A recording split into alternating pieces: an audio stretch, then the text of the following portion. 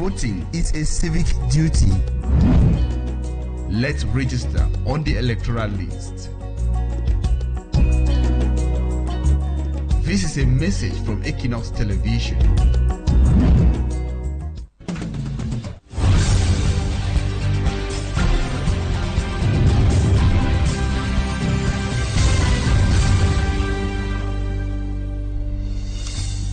Hello to all of you faithful viewers of Equinoxe Television.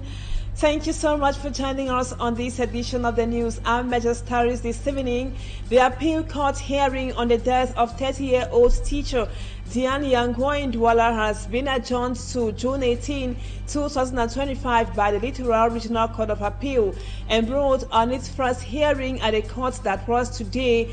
The case lasted few minutes only, with the absence of the accused husband, before being adjourned for 3 reasons. We will be telling you more on those reasons in this news edition. Plus, Equinoxe Television today signs a convention with the Audiovisual and Photographic Society's CAP. It is aimed at strengthening the relationship between Equinoxe Group and SCAP for the sake of artists. Viewers, those are our major stories. Details and more when we come back.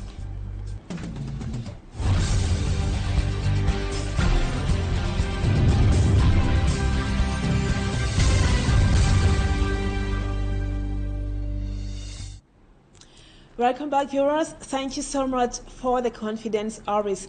We begin with this news on domestic violence. The appeal court hearing we told you a while ago on the death of 30-year-old Diane Yangwo some months back in Douala has been adjourned to June 18, 2025 by the Littoral Regional Court of Appeal and brought on its first hearing at the court that was today in Bonanjo. The matter lasted just few minutes, with the absence of the accused husband present at court before being adjourned for 3 reasons. For me, Armstrong Sander was at the Court of Appeal in Douala today, and he tells us more while the session was adjourned. 18 on the list of court cases programmed for hearing here at the Littoral Court of Appeal. The case beating late Diane Yangwo, the family and the husband, was heard for the first time after the verdict of the Bonanjo Court of First Instance on the 1st of April 2025. Less than 45 minutes into the court session, the presiding magistrate, Justice Raymond, adjourned the matter to the 18th of June 2025 for 3 reasons, as explained here by Diane's family lawyer, Barrister Shakunte Charlotte. The first one is to prepare to allow the husband to come to the court. And they say that the man was not informed. But the court says that he did everything for him to know that the matter will be called to the court today. So I don't know what happened. And the second reason was to prepare the list of those who are going to testify about what happened before until Jan died like that. And the third reason was regularization for the quality of the member of family who are coming to the court, because they need a document who prove that they are in relationship with the family. Diane Yangwo, a 30-year-old teacher and mother of 3, died on November 18, 2023 due to injuries sustained from domestic violence inflicted by her husband, Bekube Eric Mvodo. The autopsy revealed that she died from internal bleeding resulting from physical violence. On April 1, 2025, the Bonanjo Court of First Instance sentenced Bekube Eric to a 5-year suspended imprisonment sentence and a fine of 52,000 francs CFA, a verdict that generated widespread criticisms, with many saying that it was too lenient. The family of Diane Yangwo, led by her lawyer, Barrister Chakunte Charlotte, then decided to appeal the verdict, seeking a more severe sentence for Bekube Eric. They reject the court's qualification of coup mortel, that is involuntary murder, and are pushing for a conviction of capital murder. The case has drawn attention not only from the media, but from defenders of the rights of women in Cameroon, who think that women are increasingly being victims of domestic violence. A petition has then been launched, signed by many, including Dr. Antoinette Carol Grasberger, calling for the dismissal of Judge Madu Danilo, citing the leniency of the sentence as evidence of the judiciary's failure to protect women's rights. From the Littoral Court of Appeal in Bonanjo, Douala, for Equinoxe Television, for me, Armstrong Sander, Steve Ebole. Thank you for me, and hopefully at the end of all of this, justice is done. Now we talk something else. Cameroonians have been sharing different opinions on the appointment of a Catholic priest, Reverend Father Bel Matthias Stefan, as a member of the electoral board of Elecam by a presidential decree that was earlier this week, precisely on Monday. Just like some citizens, political analyst Dr. Ndimancho Michael, in his analysis, says the man of God will effect little or no change in an already sick electoral system. He qualifies the appointment in this crucial electoral year as really strategic. Innocent Asset tells us more. When Father Bel Matthias Stefan of the Edea Diocese in the Senegal Maritime Division of the Littoral Region becomes member of the Electoral Boards of Elections Cameroon, highly criticized for favoring the regime in power than operating as an independent entity that it is. You know that many people are of the school of thought that Elecam is there to serve the purpose of the ruling CPDM.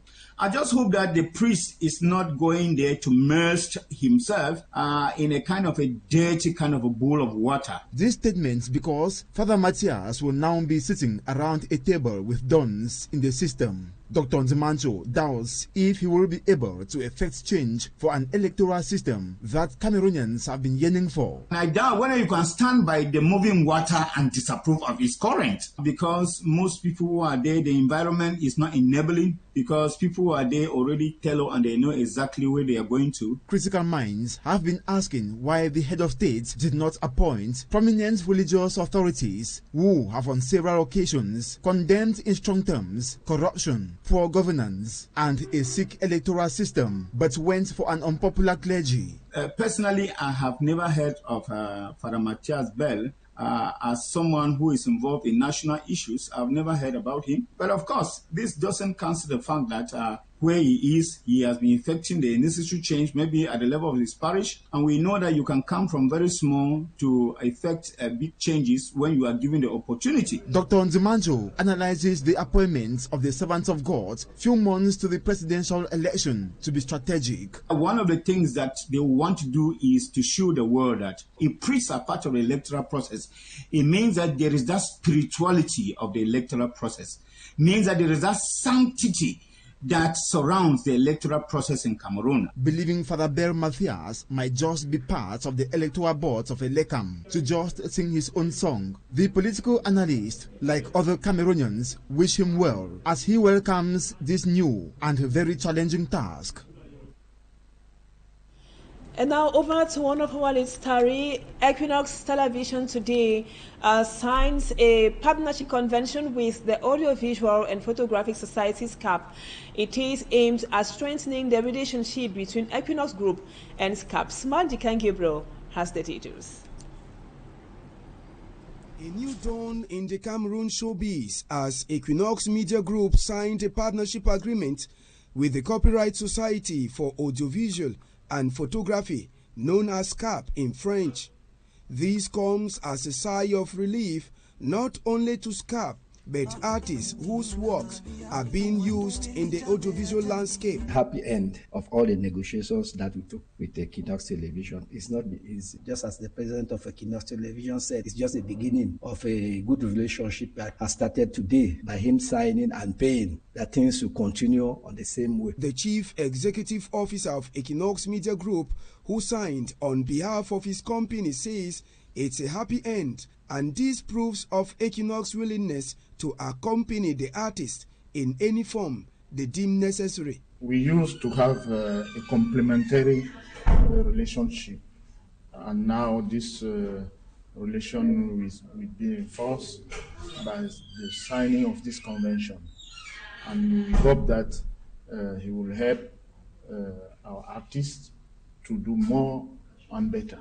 According to Francois Edimo, representative of the Minister of Culture, during the signing ceremony, he said Equinoxe Media has proven that they are an institution that respects the law of the country. The signing of this partnership agreement came at a time when, on several occasions, artists have been seen demonstrating in Yaoundé to demand for their copyright dues. The example set by Equinoxe Media Group has been appreciated by officials of SCAP. We know as a private television, they are facing a lot of difficulties.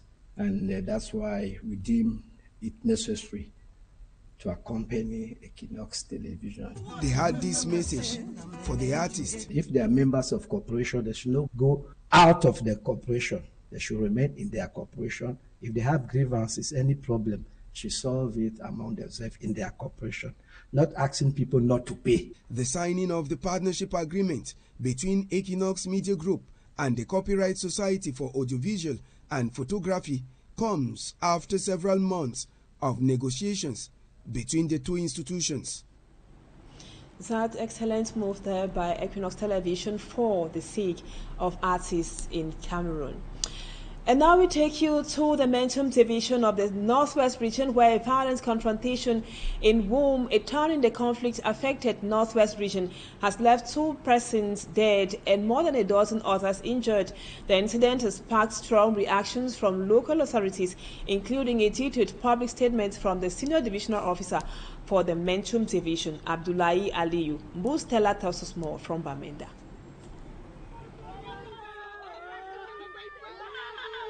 Tensions escalated on Tuesday, May 13, following the reported abduction of a young Fulani man identified as Usaini Usmanu.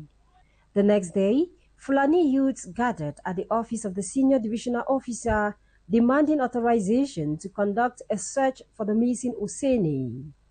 Authorities reportedly declined the request, opting instead to hold a meeting to address their concerns. However, within hours, violence broke out. Fulani youths reportedly attacked members of the Agam community, accusing them of harboring the alleged kidnappers. The clashes resulted in at least 12 injuries and 2 fatalities. The Zongafo Palace, a cultural landmark of the Agam people, was also desecrated, and several properties were destroyed in the unrest. Security forces reportedly launched an investigation, and by Saturday, May 17, 4 suspects were arrested. In a public statement, the senior divisional officer for Mentum confirmed that the 4 suspects confessed to their involvement in the kidnapping.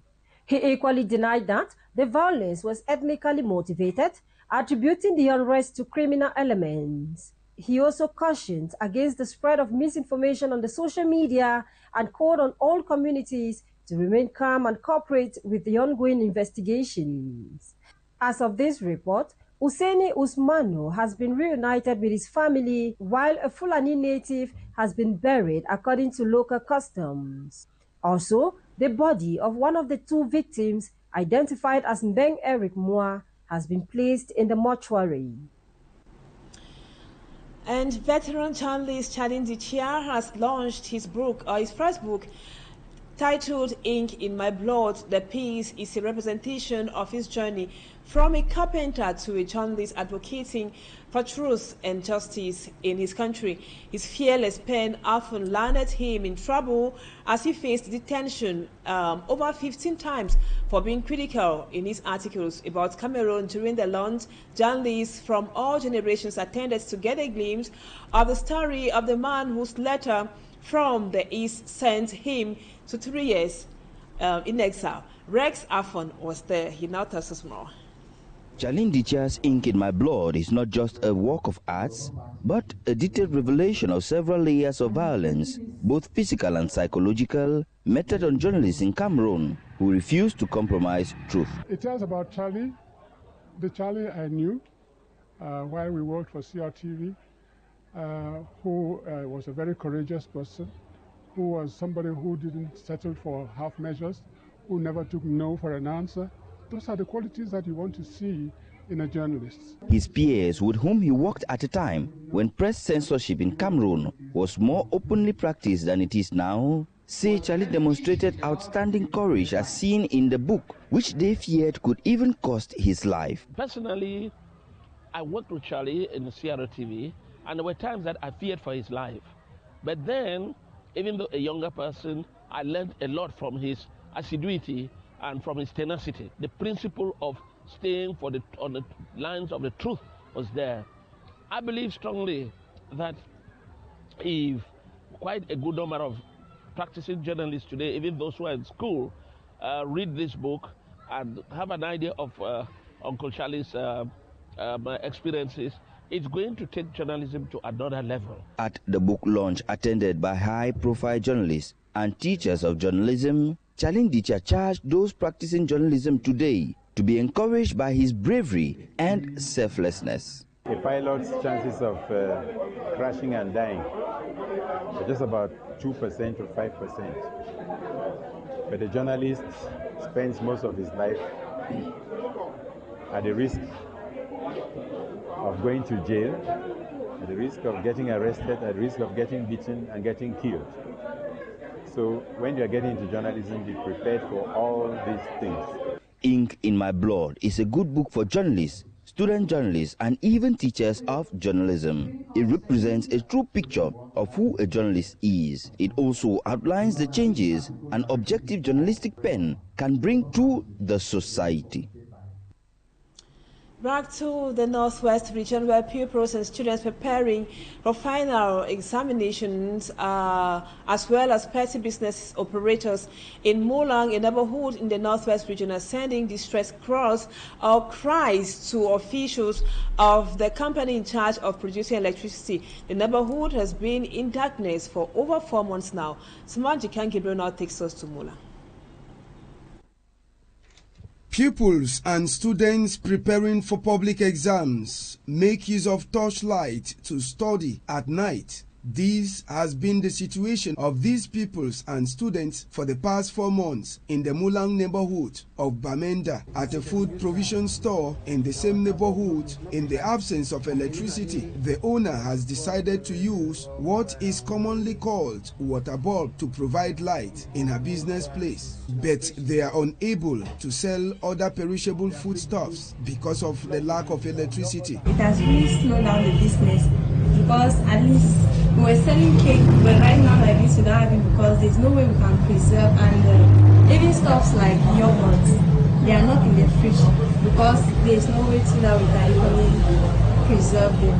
So the market is really challenging this time around. Another businessman who sells grilled chicken says his business has witnessed a drop due to the lack of power supply for the past 4 months. The absence of power has affected my business so much, because before now I used to roast at least 4 chicken, but because of the situation I'm roasting 2. You can see that I'm using the torch on my phone as light. The absence of electricity has also increased insecurity in this zone. Unconfirmed reports say some inhabitants have started moving out of Mulang neighborhood because of the darkness. Those who are still in Mulang neighborhood are now pleading with the powers that be to come to their rescue. I would like the government to at least try to provide light in these areas, because people living in these areas are really suffering. Bamenda, just like some areas in the southwest region, have been going through this problem of lack of power supply since the start of the Anglophone crisis. Some workers of the energy company are even afraid going to certain zones they consider dangerous. And now let's take you to the nation's political capital, where some military personnel there did an operation where some persons were arrested. Lucy Liengu is here, tells us more in the report which comes up next. At the Douala Naval Base, 4 African countries concluded 8 days of intensive training as part of the multinational exercise Obangami Express 2025. This initiative reaffirms their commitment to maritime security in the Gulf of Guinea. The event was presided over by Brigadier General Quinoxetv, the commander of the 2nd Gendarmerie Region, who represented the minister delegate at the presidency in charge of defense. Today, May 16th, 2025, marks the end of the multinational exercise of Obangami Express 2025. which began here in Cameroon on May 8th, 2025. You spent 8 days of intense activities at sea and on land, during which you contributed to your expertise and experience. We have no doubt that this exercise went well because all the boats returned back to the piers, and we did not record any incident. This year's meeting also had as goal to enhance regional cooperation, improve maritime awareness, and boost operational readiness. This iteration of Omagami 25, Zone D executed the tactical and strategic flow of information according to the Yaoundé Code of Conduct, with several different scenarios ranging from piracy at sea, illegal fishing, illegal immigration, search and rescue, and maritime pollution.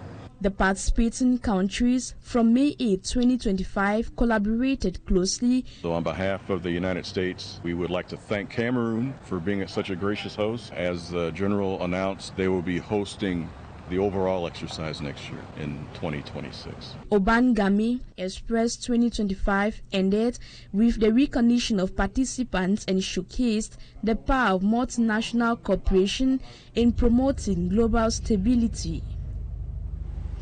That was Lucille Yengo is here reporting on the Obangami operation, which took place in the nation's political capital, Yaoundé, that was earlier this week. And now we bring to you echoes of May 20 celebrations in other parts of the national territory. The 20th May celebration witnessed a timid participation in Batibo subdivision of the Momo division, that is in the northwest region of the country. A hot zone of the armed conflict. Educational establishments did not take part in the May 20 celebrations there. Just a handful of militants of two political parties and unidentified groups of persons dressed in assorted attires marched past the grandstand and over to Tombel. Now in the southwest region, the turnout for the National Day celebration was large and colorful, with almost every sector represented. Innocent Aze reports. National Day celebration in Batibo subdivision, one of the municipalities in the Momo division of the northwest region severely affected by the armed conflict, was not totally cold. Some brave inhabitants conversed on the grandstand to partake in the march past dressed in assorted attires. Participation rate this year is very encouraging. Among those who participated in the march past were a few militants of the SDF and citizen political parties after the military parade. If schools within the municipality did not participate, the civil administrative officer thinks next year everyone could participate and make the 54th edition colorful, if only the traditional authorities and elites work to regain their communities from the enemies of peace with the support of the administration. All the living forces of Batibo subdivision to regain their communities and put hands on deck for lasting peace and sustainable development. Also, if the youths who have picked up arms against the state drop them down and give peace another chance, hurriedly desist and embrace the head of state's amnesty program through the DDR. In Tombel Kupe Mwanenguba division of the southwest region, the National Day participation was huge and made colorful by Cameroonians from all sectors of national life, cultural groups, basic and secondary schools, higher institutions, associations, and the political parties actively marked their presence, a sign of normalcy returning in Tombel. It don't stay when we get this kind of population. Different towns, it shows a peace, it don't be for Tombo. Video of Tombel stated this is a living reality. No man no go first person for come out from me house. It's come out because that confidence the confidence between them and the person of law and order, and then they try to work together so that more country only they go now for before. Nyam Leonard of Tombel encourages others still scared to join the train to better things and speed up development in the municipality. And in Bonaleya in the Mongo division, May 20 was celebrated amidst challenges faced by the local population, such as the bad state of the roads in that area. However, the divisional officer of Bonaleya urged the community to maintain peace and unity, especially in this electoral year. Kilometers away to the Nyong and Ekele division, precisely in Makak, the youth expressed their determination to advocate for change. Highlights of May 20 in Bonaleya and Makak with Lucille Yengo is here. The people of Bonalea in the Mongo division are concerned about the poor state of their roads. Despite the muddy condition of the road leading to the Bonalea Council, they braved the odds to participate in the 53rd edition of the National Unity Day. Vous voyez comment est l'état de notre route. L'année passée, c'était la même chose. Ils ont vu, ils n'ont rien fait jusqu'à maintenant. At the ceremonial ground in Bonalea, the divisional officer urged the community to respect social cohesion, maintain peace and avoid any incident that could jeopardize the upcoming presidential election. Pupils and students from localities like Kompina, Dulu and more proudly sang patriotic songs while marching past the administrative authorities and traditional rulers present. Political parties such as the CPDM, UMS, SDF and PCRM were also in attendance. We have the living spirit here in Bonalea, so we want to build a wonderful area for all Cameroonians. The celebration concluded with award of medals presented to meritorious workers and religious leaders. Meanwhile, in Makak, in the Nyong and Kele division, the event began at 1 p.m. With the elections approaching, the youths are becoming increasingly aware of political issues, emphasizing the importance of voter registration for change. Au niveau de Makak, In Makak, efforts are being made beyond what I would call this political stagnation. Avec ce que nous avons vu aujourd'hui, ça encourage les... The event featured military parade followed by performances from primary schools, various secondary schools, singing songs that portray their attachment to the nation Cameroon. Associations and political parties including the CPDM, UPC, TRAC and others participated actively. The divisional officer of Makak focused on promoting peace and unity. Despite the rain, Makak celebrated May 20th, embodying the spirit of national unity. To Malantwen, we are now in the Nous division of the West Region. Forces of law and order alongside students, pupils and political parties celebrated the 53rd edition of Unity in Cameroon. The divisional officer of the locality used the opportunity to call for peace and unity among political parties ahead of this year's election. Details with Cedric Chakutu. The 53rd edition of the National Unity Day was celebrated in Serenity in Malantwen subdivision of the Nous division, West region of the country. 405 soldiers marked their passage in front of local authorities and the public present.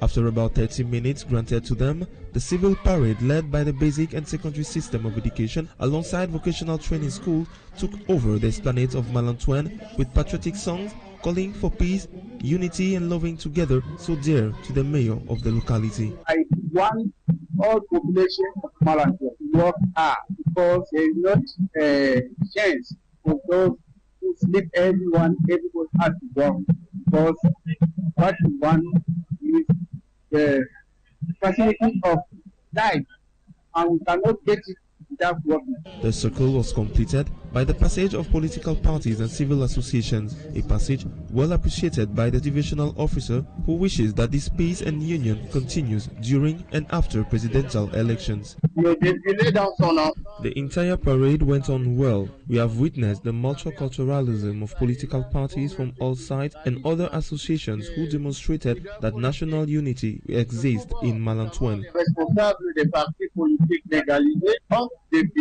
And I will ask these political parties to remain in this same unity during and after the presidential elections.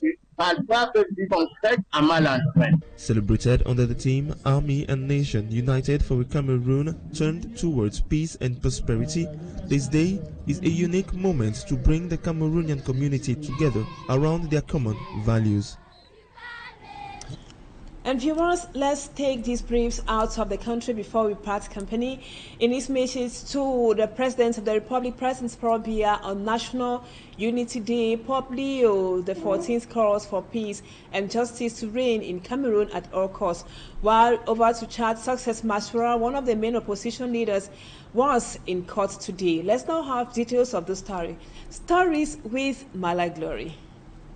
The former Prime Minister of the Democratic Republic of Congo has been sentenced to 10 years imprisonment with hard labor for embezzling public funds involving about $285 million allocated to the Bukangalanzo Agro-Industrial Park. The court's president argued that immunity applies to the function of office, not the individual, emphasizing that Matata Poni's parliamentary election occurred after the legal proceedings had already begun. This position dismissed the defense arguments regarding parliamentary immunity. The court's stance stirred institutional tensions in the country, and elsewhere Success Masura, leader of the Chadians' main opposition party, is due to appear before the prosecutor this Wednesday, May 21st, 2025. The former prime minister is accused of having posted an audio clip on social media that, according to the prosecutor and the Chadian government, incited hatred against the nomadic populations of the south of the country. Pope Leo XIV, in a statement issued on Monday, May 19, through the Apostolic Nuncio in Cameroon, Archbishop Jose Avelino Penteco, wished the people of Cameroon prosperity that is based on the country's rich heritage. He offered to the president his best wishes and for his fellow citizens. The Roman Pontiff furthers that he entrusts to the Lord everyone's effort to build a future of peace and prosperity by drawing from the rich human and cultural heritage of the country, with a concern for justice and respect for each other. In effect, the Holy Father was calling for the president to initiate an inclusive dialogue to end the crisis affecting the English part of the country and to maintain peace in Cameroon. With that, viewers, we come to the end of the news this evening on Equinoxe Television in the English language. Thank you so much for always being with us. Our programs continue this evening. Equinoxe War comes up at 7 p.m. that is in about 30 minutes. And the news in the French language comes up at 8 p.m. with Irish Ngonomala. Stay with us on Equinoxe Television. Bye-bye for now, and see you again tomorrow, same time, God willing.